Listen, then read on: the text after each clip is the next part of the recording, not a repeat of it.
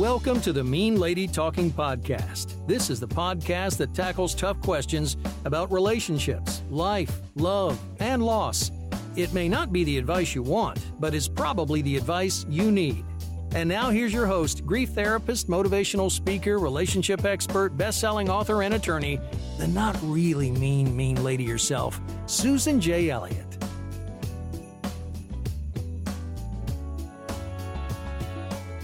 Good day, everybody. This is Susan Elliott, host of Mean Lady Talking, and today I am doing part 2 of the aftermath of a breakup with a narcissist.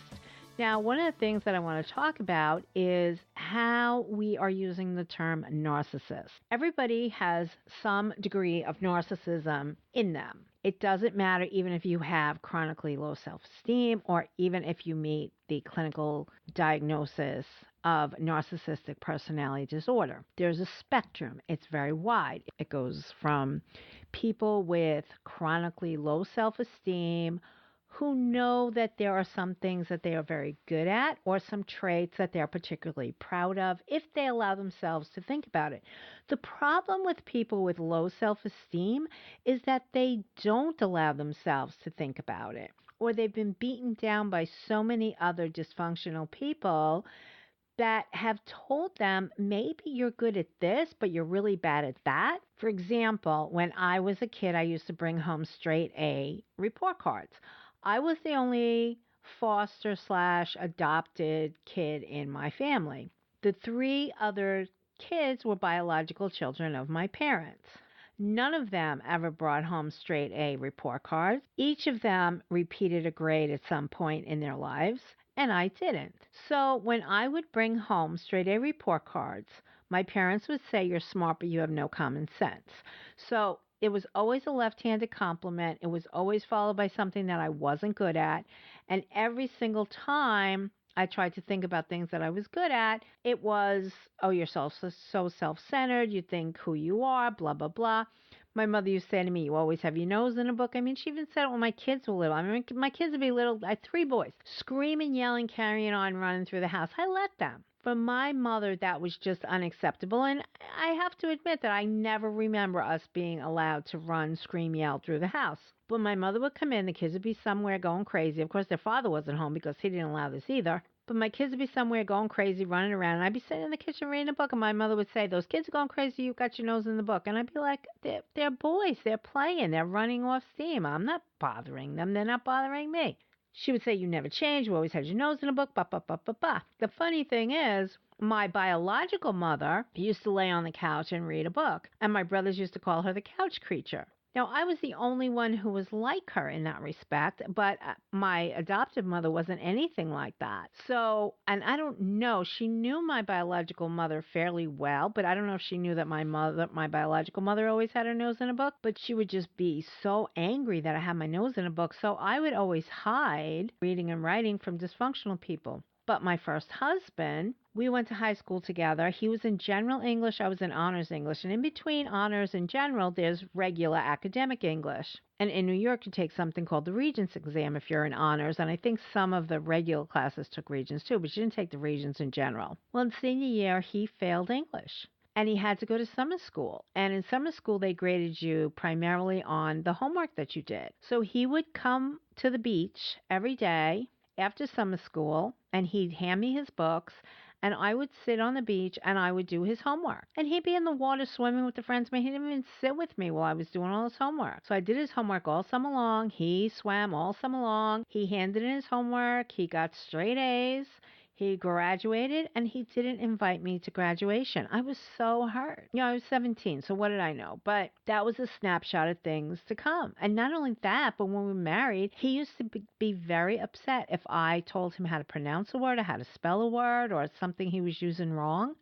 And we used to play Trivial Pursuit with the people downstairs. We lived in a 3-family, we owned a 3-family apartment building, and the people on the first floor had been our friends when we were renting an apartment, and they were renting an apartment. When we bought this house, they came and rented the first floor from us, and we were on the second floor. That's a whole other story. But Trivial Pursuit had come out a few years before, so we had little kids, they had little kids, so we used to play Trivial Pursuit. We used to take turns going to each other's apartment. So when we weren't playing teams, my husband wanted to practice, like, let's play Trivial Pursuit. He grabs this card. It was like TV or television or culture, whatever it was. But I was a huge fan of TV shows that were in rerun. So I was always watching like these old black and white sitcoms. So he reads the card and it says, Alex Stone was a famous pedestrian on what early 60s sitcom show? And I'm thinking, Alex Stone? Alex Stone was Donna Reed's husband on the Donna Reed show. And he was played by Carl Betts. And he was, and I'm thinking, because I'm like, famous pedestrian, like a pedestrian, somebody who walked. There's no such thing as a famous pedestrian. I was like, I don't know what he's talking about. And then I realized that Carl Betts had played Alex Stone, who was a doctor, who was a pediatrician. So I said to him, and I wanted to say this to him because we were practicing to play against the people downstairs, and I didn't want him to make a fool out of himself. So I said, do you mean pediatrician? He looked at the card, he looked at me, and then he picked up the game and he threw it into the next room. And there were those little triangles everywhere. And that was another snapshot. Now, despite the fact that he used me all the time, what's this word? What's that word? How do you spell this? How do you spell that? He threw the game pieces, and he would do to me exactly what my family did to me. Oh, you think you're so smart, blah, blah, blah. And now, so now he's in a tirade because I corrected him. And I remember he told me that the woman that he was seeing, who he was seeing when we were still married, who became his second wife, he said to me one day, she doesn't call me a moron. And I said, well, because she only knows monosyllabic words. Moron is 2 syllables, moron. That was just a dagger at him. But the truth was, I never called him a moron. He just felt like I called him a moron. I had horrible self-esteem when I left that marriage. I remember my therapist said I had no self-esteem. And part of the reason was because even the things that I was good at, like spelling and reading and writing and grammar and punctuation, all that had been torn away from me. I had been told, you think who you are, you're so sound, oh, you think you're so smart just because you know a pediatrician and not pedestrian. And I would sit there and I would say, how am I being criticized here? I'm being criticized for something I'm good at. But that's what narcissists will do. They will tear you down. And it's just not narcissists, it's other dysfunctional people. If there's a crack in your armor, if you have low self-esteem for the most part, they will figure out the things that you think you're good at and they will tear you down. So that is what happens when people have chronically low self-esteem and the things that they know that they're good at have been taken away, or they feel guilty for acknowledging them, for feeling good about them, for recognizing them in themselves. You just won't. I mean, I would never tell anybody. If I was sitting around with my husband, if we were just meeting somebody and they were saying, what do you do for a hobby? And all I did at the time was read, and I collected books and I had books on everything. And I don't think I ever would have said that my hobby was reading, because I think that my husband would have imploded right in front of me. I mean, he was just so upset over this. And that's the difference. It's like my husband, Michael, who used to tell me when I would drag him into a library that he got a rash being around all those books. I mean, he was the same way. He had a learning disability, he was ADHD. He was a very smart person, but he used to say that books gave him a rash, and he would joke about it, but he would brag about me. I went to Mount Holyoke College. I was an English major. I graduated magna cum laude, high honors in English, and Phi Beta Kappa. And I did that because Michael helped me soar in the very thing that I was good at. Because when I was 17, I went to my father. I wanted to go to college. And my father said, what do you want to go to college for? I said, English. And he goes, just go to the library. He says, you can go read and write in the library. You don't need to go to school for 4 years for English. He was making fun of me. And my father was basically a good guy, but reading and writing, no, you're not going to college for that. He wouldn't sign the papers, and I was very upset. And I remember when I first married Michael, he said, is there something you always wanted, something that you could never do that you always want to do? And I said, I always want to get a degree in English. And he said, go for it. But I already had a master's degree. I wasn't thinking about going back to school for a bachelor's degree. And Michael said, go do it. Do it. You want to do it? Do it. And I did it. And, it was amazing. And it's something I loved and something that I really cherished. And Michael, who couldn't care less about English or reading and writing, he supported me because that's what a healthy person does. An unhealthy person, a dysfunctional person, will tear you down. So now I'm going to go from person with chronically low self-esteem who is also hiding the things that they're good at to the person with the personality disorder. Most people with personality disorders of the cluster B, the DSM, and I'll explain what I'm talking about in case you have no idea what I'm talking about. Most people that talk about somebody being a narcissist are talking about somebody who may not meet the full clinical definition of narcissistic personality disorder, but they're pathologically narcissist because a healthy person has a healthy degree of narcissism. They know who they are, they're quite confident in who they are, and they don't mind telling people who they are. The pathological narcissist, and this is somebody who may not have been diagnosed because it's very rare to find anybody who truly meets the criteria, the clinical criteria of narcissistic personality disorder. It's very rare that they will get an actual diagnosis. In the years that I've been doing this, I've seen it only in a few places. One is if you have committed a crime or some sort of defense will lead you to the place where you are being tested psychologically. And even if you are court ordered to get the psychological testing, and if you're in family court, and I do another series on dealing with the personality disorder in the legal system because I'm a lawyer and I'm a former psychiatric clinician and I've seen it, and I think that lawyers have a long way to go in understanding personality disorders, and I think the clinicians have a long way to go in understanding the law. And as somebody who understands both of those things, I become very frustrated with one group or the other. But sometimes if you're in a criminal court and you have committed a crime and for some reason you're going to be psychologically tested, you might come out as having something on the personality disordered, which is Axis 2. And the case that I think about is Jodi Arias. Jodi Arias was diagnosed by the prosecution's expert, Janine DeMarte, as having borderline personality disorder. And I agree with that completely. And I thought that before Dr. DeMarte ever testified in that case. But I also think that she had sociopathic tendencies and she definitely had narcissistic tendencies. But for the most part, you're not going to put a bunch of personality disorders on the Axis 2. It's very rare to have anything on the Axis 2. But if you are going to give a personality disorder, you're going to give one. If I had to diagnose her, I would have diagnosed her with borderline personality disorder with narcissistic and sociopathic features.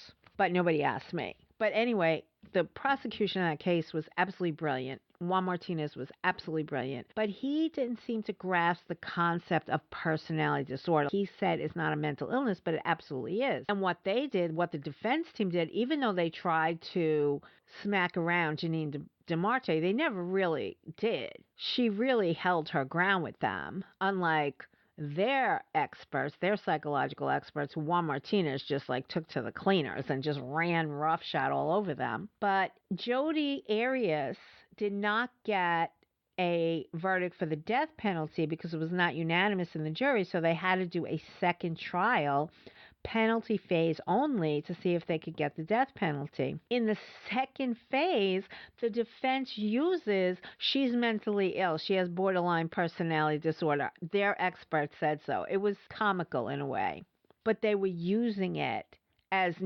part of her defense when they were rigorously cross-examining Janine DeMarte to try to break down her diagnosis. And I think that it stands that they never were able to do that, which is why they used it in the second penalty phase. Anyway, that's one way a person might be diagnosed and wind up with an Axis 2 diagnosis. Another way is sometimes in family law. Sometimes in family law and what is quote unquote a high conflict family. And I've already done the first episode on that series and I've got 4 more to do. But sometimes when there's a high conflict family, there's all kinds of people involved, both on the legal side and on the clinical side. And the court will say they want psychological testing to be done, but the parties usually have to pay for it. And I had a client, she paid for it. I think that each of them were supposed to pay $2,000 for their psychological testing, and my client was more than happy to sign up for that, but he wouldn't. So she agreed to pay for his psychological testing. When the testing came back, it came back that he had a personality disorder, and it came back that she was basically normal. She had a little bit of an anxiety disorder, but that's Axis 1. Most people will have something on Axis 1. Axis 1 is basically mental disorders, but if you're showing up to a mental health agency, to an emergency room because you're very depressed, you're very anxious, maybe you feel suicidal, or you seek out a psychiatrist or psychologist for counseling, many times they have to do a diagnosis to give it to the insurance company so that they can get paid. One catch-all for Axis 1 is adjustment disorder NOS. NOS means not otherwise specified. It means that they really can't pinpoint exactly what's wrong with you. When I used to see teenagers, if they had not been seen in the psychiatric realm before, and something was going on with them where they were suddenly showing up, I would always give them adjustment disorder NOS because I did not want to saddle a teenager with any diagnosis that was heavier than that. And the insurance company will pay if that's the diagnosis. Anyway, most people do not show up on the Axis 2 diagnosis, but this guy did.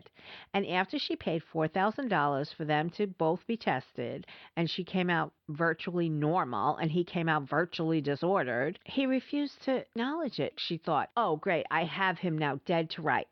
Everybody can see that he is a sociopath.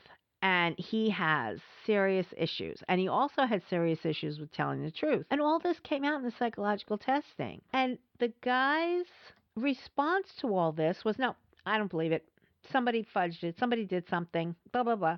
So even though she was able to kind of move the professionals a little bit toward her side, when the psychological testing was revealed, she didn't get the payoff that she really wanted to because of his adamant refusal to believe the test and to say, oh, gee, maybe I have a problem. Maybe I should be in mental health. No.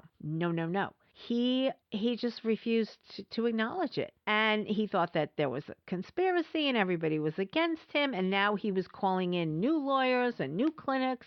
And he was calling CPS and he wanted a new team that investigated their family. I mean, he just blew the whole thing up because the test came back with a result that he didn't like. And it did help her a little bit, but not $4,000 worth. But except for situations like this, chances are a narcissist is not going to be diagnosed.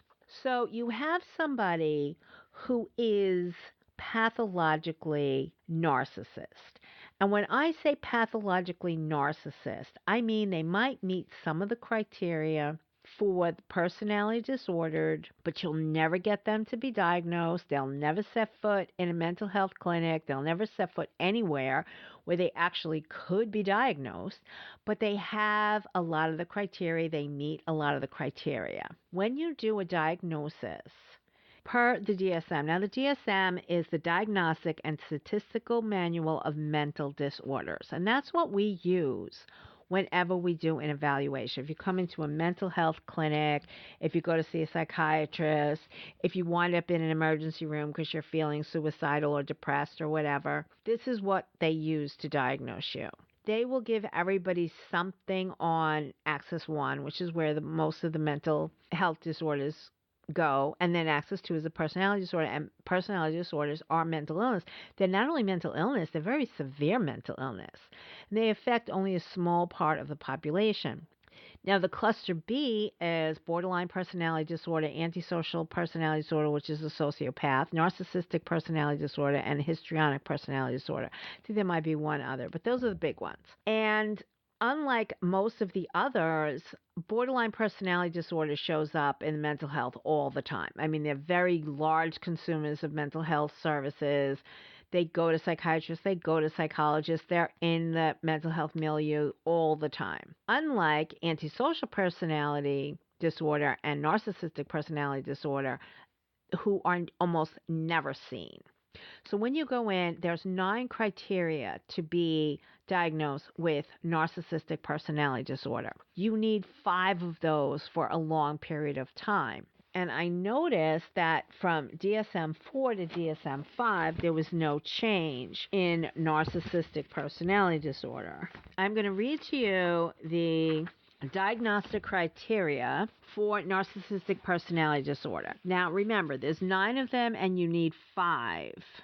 1 has a grandiose sense of importance. 2 is preoccupied with fantasies of unlimited success, power, brilliance, beauty, or ideal love. 3 believes that he or she is special and unique and can only be understood by people who are similarly situated. 4 requires excessive admiration. 5 has a sense of entitlement. 6 is interpersonally exploitative.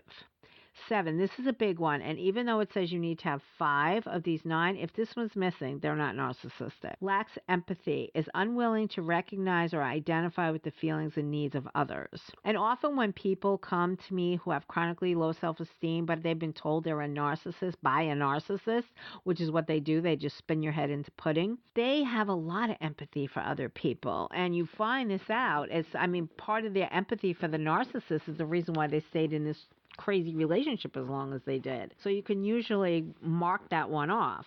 8 is often envious of others or believes that others are envious of them. 9 shows arrogant, haughty behaviors or attitudes. So you need 5 of those 9. And like I said, you might be an observer. And what I tell people is, I was a clinician, so I go into the mental health milieu, into the emergency room, into the wherever, and I would evaluate people.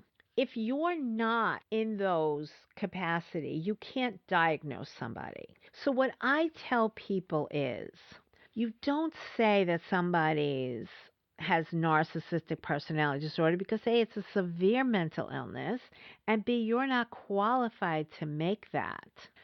The clinical definition is personality disorder, but what I tell people to use is pathological narcissism, because pathological narcissism, the way I use it, is an observation. It's a conclusion you can come to in order to keep yourself safe.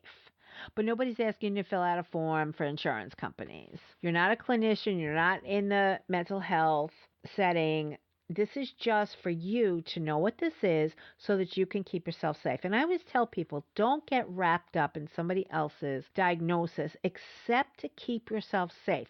When you're involved with a narcissist or somebody who seems to be a narcissist, even if they don't meet all of the clinical criteria, but they have no empathy for others and they act a lot like a narcissist, you need to understand how they're operating in order to keep yourself safe. Not so that you can go up to them and say, hey, I read this book, or I heard this podcast, or I read this article, and you're a narcissist. Because they don't change. They don't care. It's like you're never going to get them to go, oh my God, there's something wrong with me. I better go seek help. They don't think there's anything wrong with them. So what I do is I encourage my readers and my clients, and now my listeners, to observe others and draw conclusions to keep yourself safe or keep a distance after a breakup from a narcissist. I can't tell you if your ex is someone with a true personality disorder, but I can give you information so that you can protect yourself from someone who is inherently incapable of loving you and acts as if he or she has a personality disorder. Each of us has something that we care about ourselves to some extent. Many of us much more than others. And all of us, to some extent, seek validation and approval from others. There are 4 needs that need to be met in order to be a healthy person: to love, to be loved, to have self-worth, and to have others see that worth. So having some normal narcissism is good. It's good because it means that we have positive self-esteem. And when we have positive self-esteem, we attract others who have positive self-esteem. And that makes for very good relationships. Nobody's trying to tear anyone down. And I've said this in my relationship with my husband, Michael. We were so different.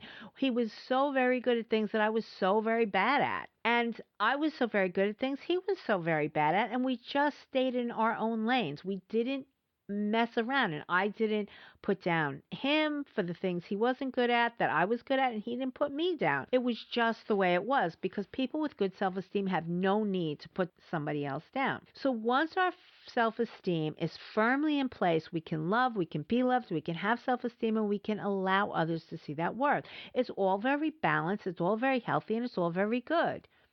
A healthy self-esteem leaves room for loving others. Low self-esteem does not. You cannot love another more than you love yourself. This is why people with low self-esteem get into relationship with narcissists, because they can't love themselves and they can't really love the narcissist either, and the narcissist can't love them, so it's like everybody's at zero gain.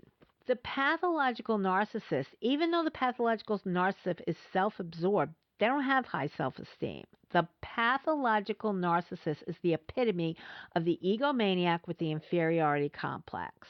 The narcissist brags to the world, but deep inside knows that none of it is true.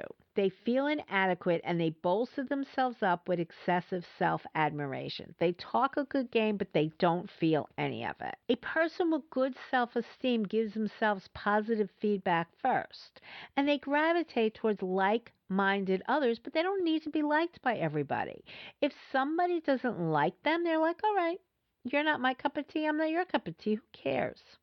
A person with good self-esteem will have an attitude, which you think of me as none of my business, when there is harsh, unwelcome criticism. But a person with good self-esteem can also take constructive criticism from trusted friends or colleagues and learn from it. They don't believe they know everything. They don't believe that there's nothing that they can do better.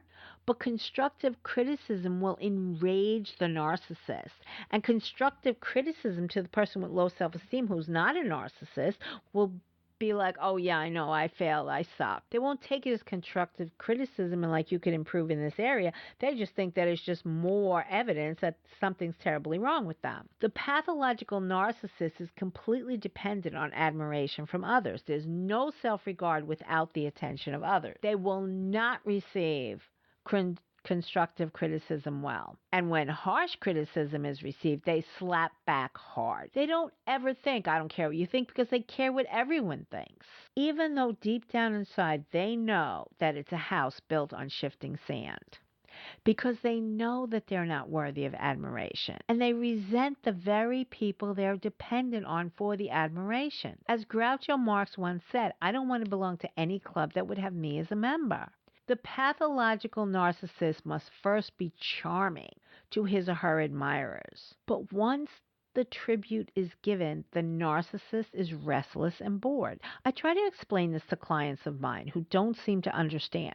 The more admiration you give to the narcissist, the more the narcissist dislikes you, because they know that you're falling for their game. The other part of that is that once you get close to a narcissist, you start to realize how imperfect they really are. You start to see their mistakes. You start to see their shortcomings. So once you get close enough to go, wow, I love you, or you get close enough to say, oh, you've made a lot of mistakes, they dismiss you. And they have no more use for you. And even if the narcissist plays the cat and mouse game, it's about proving that they can. Anytime you've broken up with a narcissist and they send out any overtures to you, it's not about you. It's not about missing you. It's not about, oh yeah, I made a mistake. It's about them. It's about they can't believe that you wouldn't still want them. They will court you again, but they're not really courting you. It's just to prove to themselves that you really can't let them go. Has nothing to do with you. They don't miss you. They don't love you. And if they say they do, they don't. All their relationships are either exploitative or parasitic. They're either using somebody or they are exploiting them for their own good. And sometimes their own good is just they want to make sure that they can keep you fully in their grasp. They don't have any emotional depth. They have very quick flare-up. They don't feel sad most of the time. And if they say they feel sad, you won't see sadness. Their main emotion is anger. Many times narcissists, both male and female, will value or devalue a person based on a body part, a hairstyle, the ability to dress correctly. I've known so many female narcissists who objectify their male partner in the same way a male narcissist objectifies his female partner. They criticize the hair, the makeup, the way they dress. Oh, I can't believe you showed up dressed like that. They never deal with the person as a whole. It's always about chopping them up into parts because that makes it easier to objectify them. And female narcissists tend to dismiss other females' dislike of her. She'll say, women don't like me because men do. And what men do, what male narcissists do, is they emphasize friendship with men they admire that they're not really friends with because the man that they admire don't really admire them. And that's who they want to be with. They don't want to be with the people who admire them because they think that the people that admire them are a fool. They want to be with people who don't admire them. But the most important thing is the narcissist is incapable of love, incapable of empathy, and incapable of enjoyment. There is very little outside of being admired that they truly like to do that makes them happy. As a result, the narcissist will be ruthless, cold, and hateful. The tragedy of the narcissist is how desperate they are for admiration, but they are completely unable to receive it in a healthy way. They take that admiration for weakness and they disregard the very people they've courted for that admiration. For all of my clients who have ever found themselves involved with a narcissist, you will never ever have a normal, healthy relationship. And if it's the aftermath of a breakup and the narcissist is reaching out to you, they are not doing it for you. They are doing it for themselves. They are incapable of love. They throw out crumbs just to see if they can have you back. So anything they say, I miss you, I love you, I want to see you, blah, blah, blah, it's all garbage. It's about them trying to prove that they can still have you. There is no payoff to going back with a narcissist. There's no payoff for listening to, oh, I miss you, I want to talk to you. There's no payoff at all because the minute that they can snare you back, they get their little high from being with a person that admires them, that wants to be with them, and then they cut you loose again. And that's what it's about. It's about them. It's not about you. You have to stop thinking of the pathological narcissist. And the pathological narcissist might not meet the 5 criteria of personality disorder, but they have no empathy, and they're not going to care about you. And a person that has no empathy is not worth trying to be in a relationship with. You just simply cannot do it. These are not people that you can really truly be around. If you're a person with chronically low self-esteem and you've been beaten to a pulp by a narcissist or by somebody with a very dysfunctional view of the world, a very disordered view of the world, you need to concentrate on you, not the narcissist. You have to work yourself back. Recovering from a breakup with a narcissist takes a lot of work. But the very first thing you have to do is go no contact with the narcissist. Stop feeding them. Stop feeding them their admiration. Stop feeding them, oh, I can have them back anytime I want. Stop. It's not about you. It's about them. And it's about them convincing themselves, oh, I can have that person anytime I want. I had a man who was my client for a year and a half. I had to keep dragging him away from a female narcissist. And every time she got in touch with him and every time that she made plans for a date, he would show up, she would criticize him. Oh, I can't believe you wore that to this. Oh, I can't believe you don't know that. She would bring him to places like wine tasting. And then they would teach you how to pick a good wine. And then it didn't matter what wine he chose after the class. To her it was wrong. Oh, didn't you learn anything in that class? I mean, it was just so degrading. She did it to him all the time. And she would make it seem that whatever it was he did that day, which he would do next to nothing, it was basically breathing wrong. Whatever he did that day was the reason why she didn't want to see him anymore. It was all about him. And then he would go away and feel worse about himself. Stay away from these crazy people. Just stay away from them. They have nothing to give you and everything to take. Stay away from them. I have one more episode in this series, which I'm going to do next. But for now, if you've been in a relationship with a narcissist, I want you to stay away from them. Don't fall for any tricks. Don't fall for any, I miss you. Don't fall for anything. Just stay away from them. If you've been in a relationship with a narcissist, it's time to recover. It's time to put salve on the wounds and not reopen them, because every time you go near them, you're reopening them. You can do this. I want you to promise me you're going to stay away from these crazy people, because that is how you heal. I have one more series here, and then I have 4 more dealing with personality disordered people in the legal system. So stay tuned for all of that stuff. And if you have questions, comments, you have any questions about today's podcast or a future podcast, anything you want to hear that you're not hearing, let me know, and I will put it on the air, get right back in touch with you and we will do it. And again, if you want to come on the podcast, you want to talk to me, you don't have to identify yourself, but we can do a Zoom call and then I will record it and then we will have it on the podcast. But again, you don't have to identify yourself. You're not going to show up on video. It will be fabulous. So just let me know. If not, just send me email at meanladytalkingpodcast@gmail.com. Talk to you all soon. Take care. Bye-bye.